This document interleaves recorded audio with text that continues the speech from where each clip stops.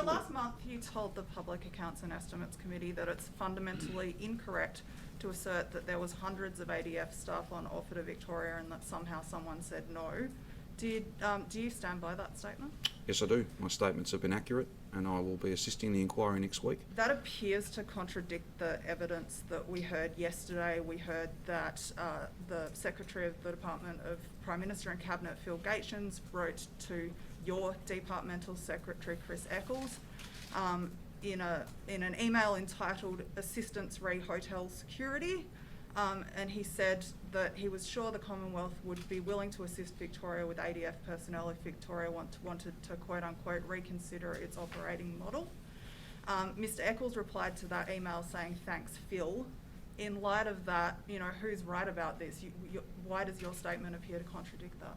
Well, all I can say, Rachel, is that the statements I've made are accurate. I stand by those statements and I'll be providing evidence. I'll be assisting the inquiry next week, and it's just not appropriate for me to be running debates back and forth.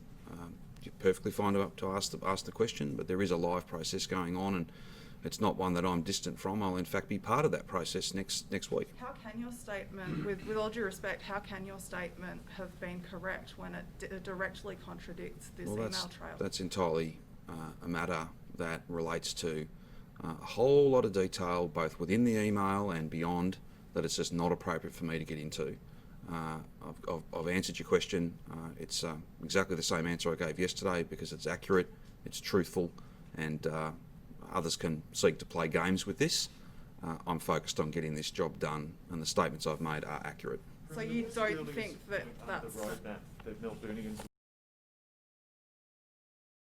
Did Christopher Eccles tell you about the email that Rachel's mentioned before? Again, I'm not going to get into a commentary on these matters.